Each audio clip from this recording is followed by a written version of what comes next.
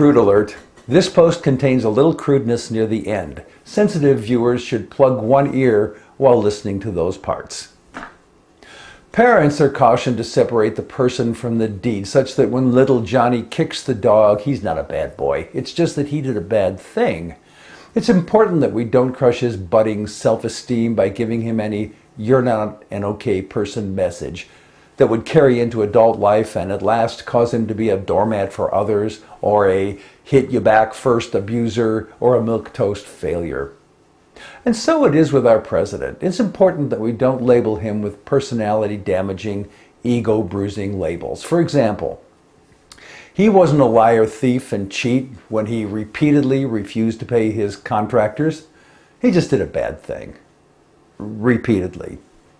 He's not a sexual abuser and misogynist. He just crudely brags about abusing women and publicly demeans them. Those are bad things too. It's important that we not call him a traitor. We should at least wait for the FBI report about his conspiring with the Russians and then be gentle and say that perhaps he did some questionable things. Again, it's important that we not call him a traitor. He just publicly pinpointed 2 of our ultra-stealth nuclear submarines, so we should offer positive correction. And too bad for the crews of those subs and our entire military. He's not a liar. He just used this special math for his budget that he calls balanced, but which would add $2 trillion to our debt.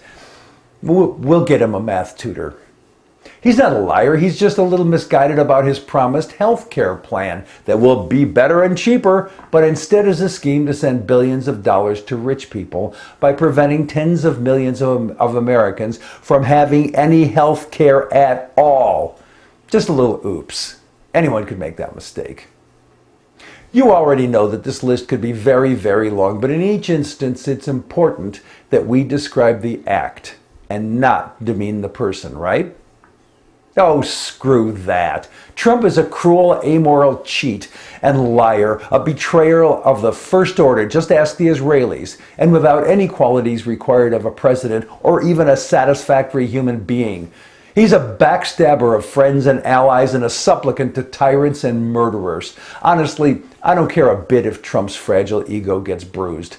I just want him out of power so that he can't hurt America or Americans like you and me. I want him in a safe place, say Danbury Federal Correction Institution or the New York State Psychiatric Institute, either one, and for a really long time. Back in the Vietnam War days when Richard Nixon was president, there were lots of protests against the war and against the president who continued it because, as he said, now this is a quote, "I'm not going down in history as the first American president who lost a war." That is to say, it was all about Nixon's self-image, which was far more important to him than the lives of the additional 28,000 men and women who would die because of his self-obsession. A sign commonly found at street protests then read, and this is the crude alert, "Dick Nixon before he dicks you." And now we have another president who is similarly all about himself. You and I better stay clear about that and take action before this president dicks us all.